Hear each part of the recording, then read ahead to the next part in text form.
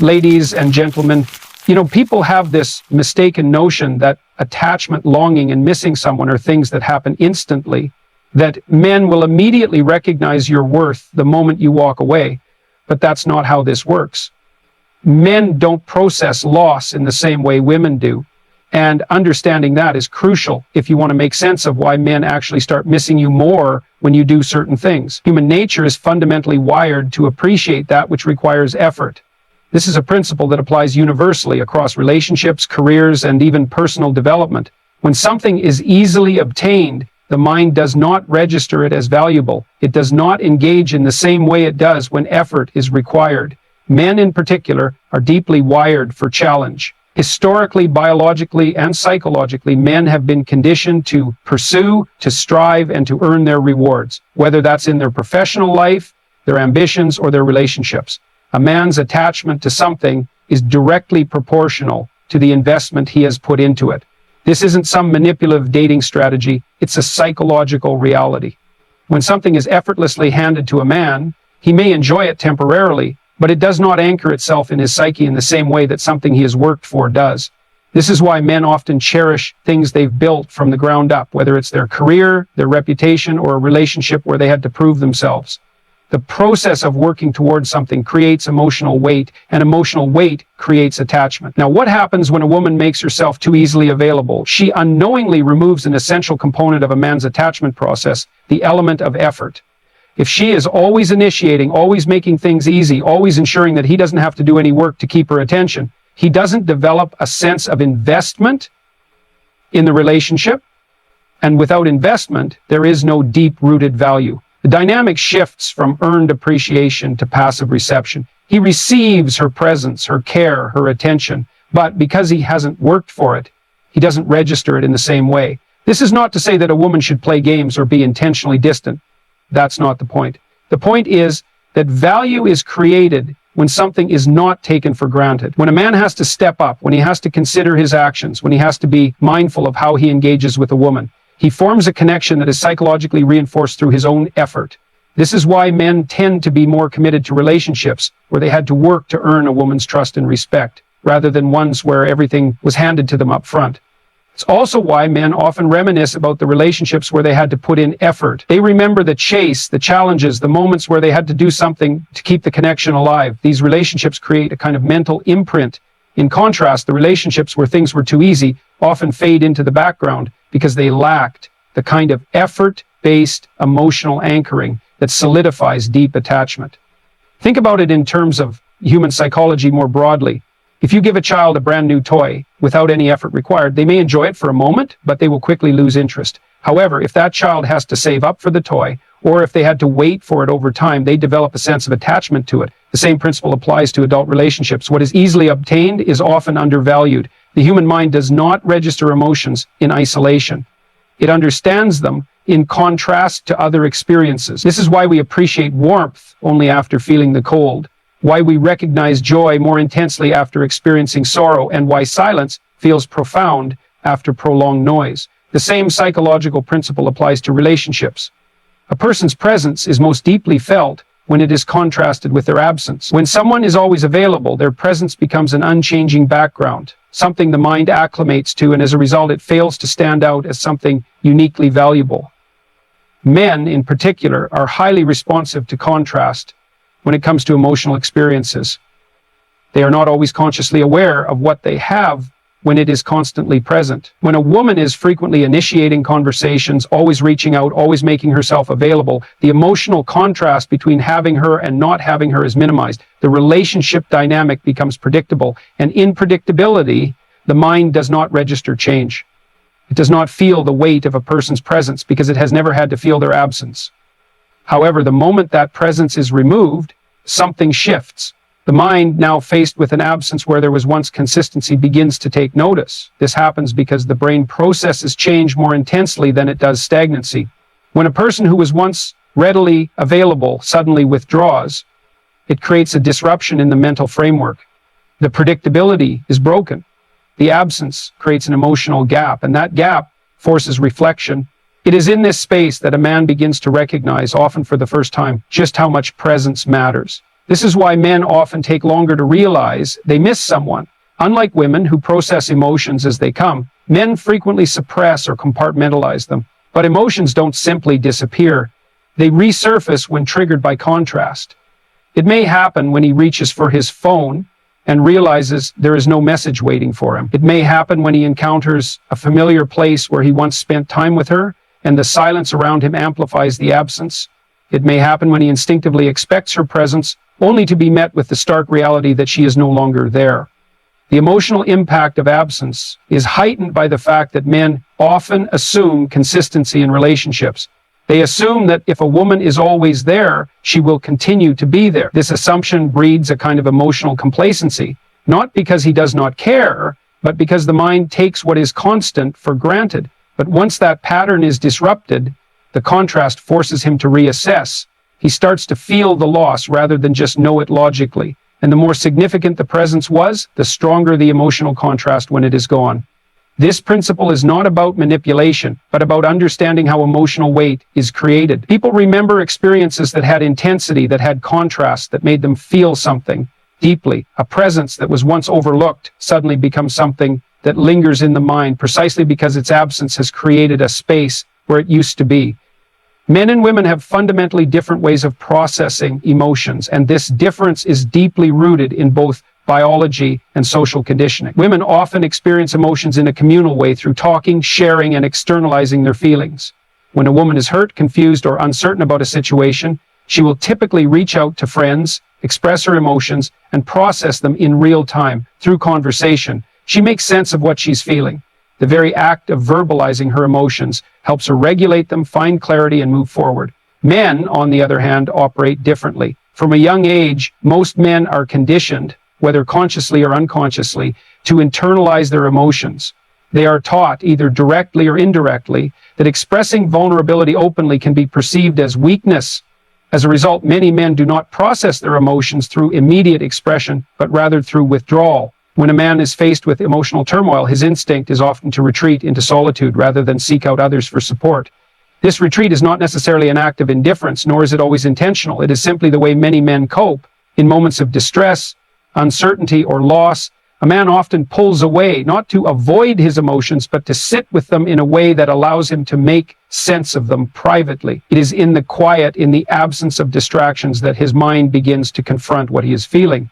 Unlike women, who often process emotions in the moment, men may take much longer to fully recognize the depth of their emotions because they need space and time to do so.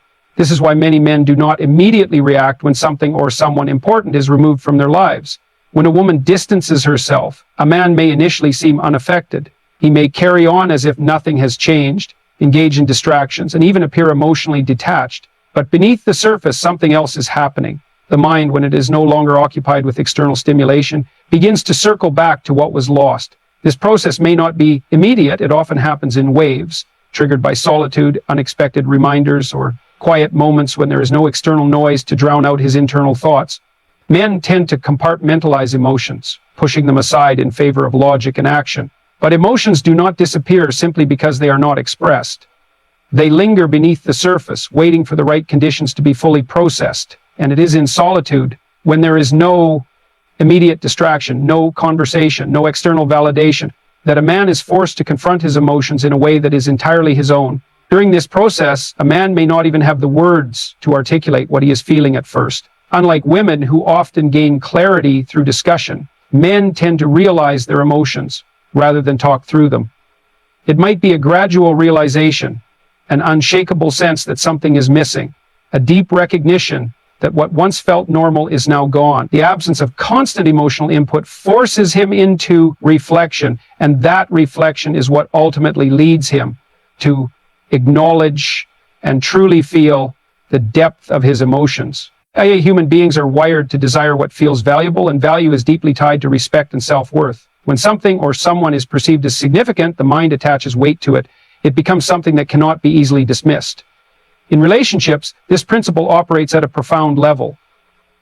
A person who carries themselves with dignity, who does not beg for attention, and who upholds their own self-respect, naturally commands a stronger emotional response from others. This is especially true when it comes to men and how they experience longing. Men are drawn to what they respect. This is not just a preference, it is a psychological necessity. A man cannot feel deep attachment to something that he perceives as weak, needy, or easily accessible. The human brain is designed to categorize experiences in terms of effort and reward. If something is too readily available, the mind registers it as ordinary, as something that does not require effort to maintain. And if it does not require effort, it does not create a strong emotional impact. Self-worth, in this context, is one of the most powerful triggers of longing. When a woman values herself, when she does not settle for behavior that undermines her dignity, she establishes an invisible boundary, one that forces a man to earn his place in her life. And when something must be earned, it gains significance. A man begins to recognize that her presence is not guaranteed, that her attention is not something to be taken for granted. This realization creates contrast, the awareness that she could remove herself at any moment. And that awareness is what begins to create longing. Longing is not simply a reaction to absence. It is a response to the perception of value. When a person with high self-worth walks away, they leave behind a void that is not easily filled. A man who once assumed that presence would always be there now faces a stark reality. He is not entitled to it. This forces reflection. It pushes him to evaluate what was lost and why it mattered. And because the mind assigns greater emotional weight to things that require effort to obtain, the respect he held for that person deepens in their absence. This is why people who uphold their self-worth leave a lasting impact. Their presence carries a certain weight because they never needed to convince anyone of their value. They simply were valuable, and they expected to be treated accordingly. That quiet confidence, that unwillingness to compromise on dignity, lingers in the mind long after they are gone. It creates a kind of mental imprint, one that is difficult to erase because it was never based on external validation. It was based on something internal, something undeniable. The paradox of longing is that it is often strongest for those who do not seek it. A person who chases, who demands attention, who fears being forgotten, does not create longing, they create obligation. And obligation is not the same as desire. True longing is rooted in the perception of loss. And loss is only deeply felt when something of significant worth has been removed. The human mind is wired to seek out novelty. What is known, predictable, and easily understood becomes familiar, and while familiarity can create comfort, it does not always generate excitement or deep emotional intrigue. Men in particular are highly responsive to challenge, to the unknown, to the things that require effort to understand. This is why mystery and unpredictability are powerful forces in attraction, because they engage a man's mind, emotions, and instincts in a way that predictability simply cannot. When something is fully understood, the mind places it in a category of certainty. It becomes something that no longer requires deep thought or curiosity. But when something remains slightly out of reach, when there are layers to uncover, when there is a sense that there is more to know, the mind cannot help but stay engaged. This is why men often become deeply drawn to people and experiences that contain elements of mystery, because it activates a fundamental part of their psychology, the part that thrives on pursuit and discovery. Mystery does not mean being distant or withholding. It means being complex. It means having depth, having a sense of individuality that is not entirely accessible at once. A woman who reveals everything about herself immediately, who has no boundaries, who is always available, removes the element of discovery. There is nothing left to wonder about, nothing left to figure out. The interaction becomes predictable, and predictability over time breeds emotional complacency. Unpredictability, on the other hand, keeps emotions engaged. It does not mean playing games or being inconsistent in a way that creates insecurity, but rather having the ability to surprise. A woman who is not always available at a man's convenience, who has her own life, who does things he does not expect, keeps his mind engaged. When he cannot fully anticipate how she will respond, what she will say, or what she will do next, he is forced to pay attention. He cannot fall into a pattern of assumption because there is no fixed script to follow. This is why men tend to remember and long for relationships that had elements of unpredictability. The emotional highs and lows, the moments of unexpected depth, the realization that they did not fully understand the person they were with. These are the things that create a lasting impact. In contrast, relationships where everything is immediately known and given do not leave the same psychological imprint because they do not engage the mind in the same way. Men are naturally wired to chase what they do not fully have. When something is just beyond their reach, when there is a sense of more to discover, it keeps them emotionally and mentally invested. Mystery, when combined with genuine depth and substance, creates a dynamic where a man wants to continue engaging, where he feels the need to stay present because there is always something new to experience. This is what keeps attraction alive. It is not just the presence of someone, but the unfolding of who they are over time. Men do not miss what is constantly in front of them. They miss what they once had but can no longer access. The absence of a woman who carried herself with self-respect, mystery, and emotional depth creates a void that is not easily filled. When a man is faced with the realization that her presence was not guaranteed, that she was not someone he could take for granted, his mind begins to register her value in a way it never did before. Emotional contrast sharpens his awareness. Her absence forces him to reflect on her significance. Men process emotions in solitude, and when distractions fade, the weight of what is missing becomes undeniable. If she was a woman who valued herself, who did not beg for attention, who had layers to her personality that he had yet to fully understand, she leaves behind an imprint that lingers. True longing is not created through desperation, but through presence that once enriched a man's life and then quietly withdrew. It is in that silence, in the space where she used to be, that he begins to feel the depth of his loss. And it is only then that he starts to truly miss her.